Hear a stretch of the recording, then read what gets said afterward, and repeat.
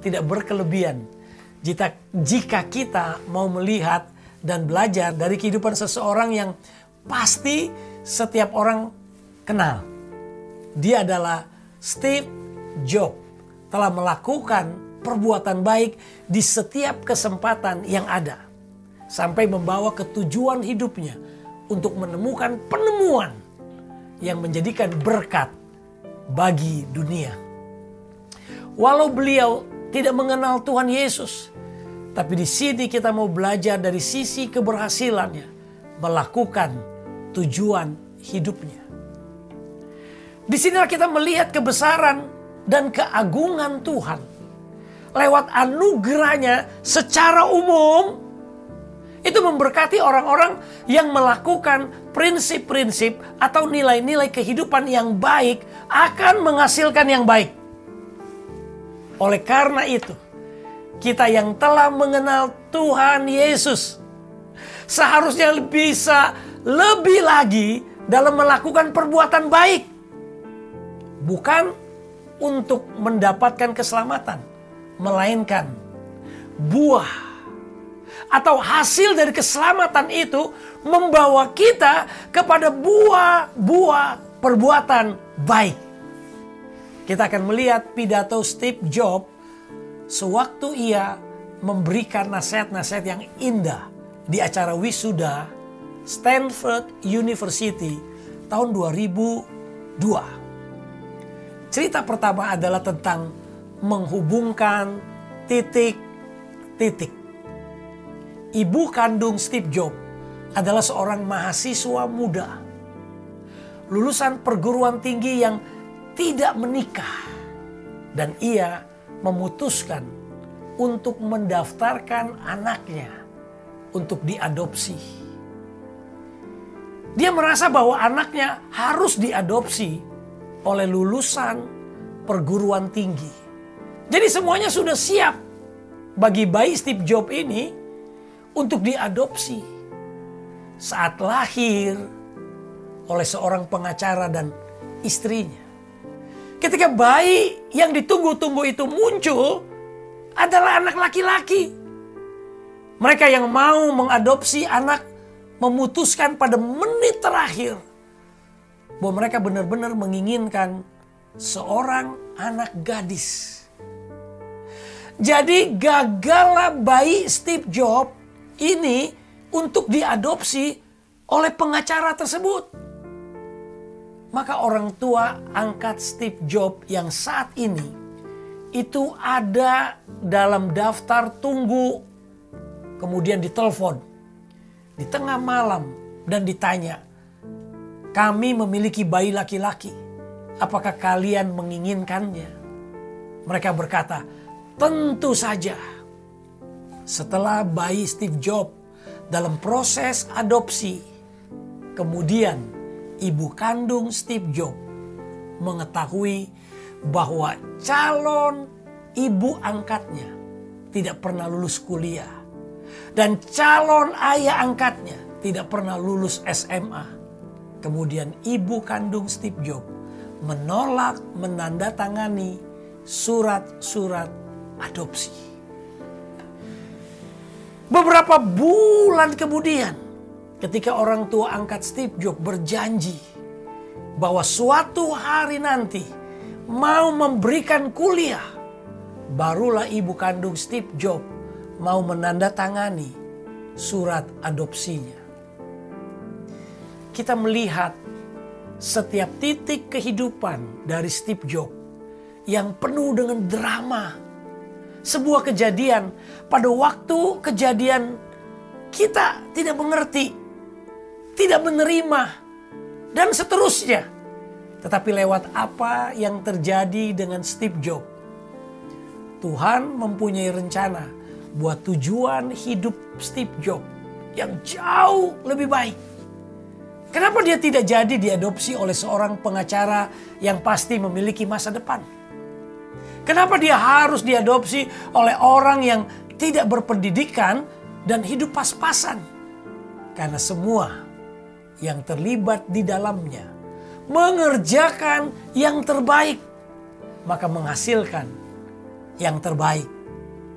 Akhirnya, tanpa peristiwa itu semua, tidak pernah ada yang namanya Macintosh, Apple, iPhone, dan iPod.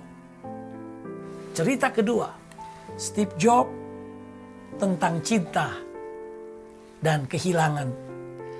Steve Jobs berkata bahwa dia sangat beruntung menemukan apa yang dia sukai sejak masih muda. Ia memulai Apple di garasi orang tuanya ketika ia berusia 20 tahun. Dalam 10 tahun, Apple telah berkembang dari garasi menjadi perusahaan senilai 2 miliar dolar dengan lebih dari 4.000 karyawan. Pengalaman buruk terjadi. Steve Jobs dipecat. Bagaimana mungkin pendiri perusahaan dipecat? Tapi itulah yang terjadi. Kita tahu akhirnya pemecatan itu membawa Steve Jobs pada penemuan baru di perusahaannya yang baru bernama Pixar. Pixar kemudian membuat film fitur animasi komputer pertama di dunia, Toy Story. Dan sekarang merupakan studio animasi paling sukses di dunia. Kemudian Apple kembali membeli perusahaan Steve Jobs sehingga ia kembali bergabung dengan Apple. Terkadang kehidupan begitu keras memukul kita, tepat di kepala dengan batu bata. Itu yang dikatakan dan dialamin oleh Steve Jobs. Tapi jangan kehilangan iman. Ya, seringkali kehidupan memang memberikan pukulan sangat telak di kepala. Namun bukan berarti kita akan kehilangan iman. Jika kita berpegang teguh pada keimanan dan selalu berprasangka baik dan bereaksi baik, tentu kita akan selalu mendapatkan yang terbaik. Rahasia lain Steve Jobs ungkapkan bahwa dia yakin bahwa satu saat hal yang membuat dia terus maju adalah bahwa ia menyukai apa yang ia lakukan. Kita harus menemukan apa yang kita sukai. Ingat, pekerjaan kita akan mengisi itu sebagian besar hidup kita. Maka satu-satunya cara untuk bisa benar-benar melaluinya dengan baik, merasa puas, kita harus melakukannya dengan cinta. Dan juga harus percaya apa yang kita lakukan adalah sebuah pekerjaan besar. Ayo, apa yang Tuhan sedang percayakan kepada kita? Lewat apa yang ada di tangan kita, lakukan sebaik-baiknya dan lakukan dengan cinta. Kisah ketiga Steve Jobs adalah tentang kematian. Waktu kita terbatas, jadi jangan sia-siakan untuk menjalani kehidupan orang lain. Jangan terjebak oleh dogma yang hidup dengan hasil pemikiran orang lain. Jangan biarkan kebisingan pendapat orang lain menenggelamkan suara hati Anda sendiri. Dan yang paling penting, memiliki keberanian untuk mengikuti kata hati dan intuisi Anda. Mereka entah bagaimana sudah tahu apa yang benar-benar kita inginkan. Yang lainnya sekunder. Bagian akhir dalam pidatonya di acara wisuda, ia memberikan nasihat di depan sarjana muda. Saat acara wisuda Stanford Universitas ini, yang merupakan salah satu sekolah bisnis terbaik di dunia. Ini sangat berkesan buat saya pribadi. Ia berkata, stay hungry, stay foolish. Artinya teruslah lapar dan teruslah merasa bodoh. Iya, kita harus terus merasa lapar dan bodoh. Maka kita akan selalu bertumbuh. Berbeda jika kita merasa sudah berada di atas orang lain, maka kita akan berhenti belajar karena sudah merasa puas. Siapa hari ini merasa lapar dan bodoh, tidak mengerti tujuan dan panggilan dalam hidupnya? Kita ingin melakukan semua yang ada itu tentu dengan baik, tapi kadang tidak mampu dan sanggup. Memang tidak semua manusia dipanggil seperti Steve Jobs, tapi setidaknya kita belajar dari kehidupan Steve Jobs yang lahir di luar nikah, dibesarkan oleh papa mama angkat yang hidup pas-pasan, tapi bisa menjadikan Steve Jobs berhasil mencapai tujuan hidupnya. Jangan jadikan kejadian-kejadian masa lalu suatu halangan atau alasan untuk kita tidak maju menyelesaikan pertandingan kita masing-masing.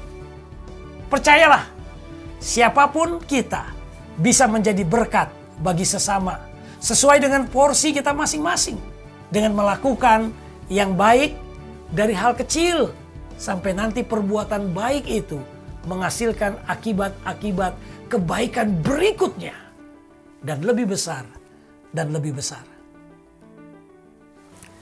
Siapa hari ini mau percaya kepada Tuhan yang memegang dan mengendalikan kehidupan ini?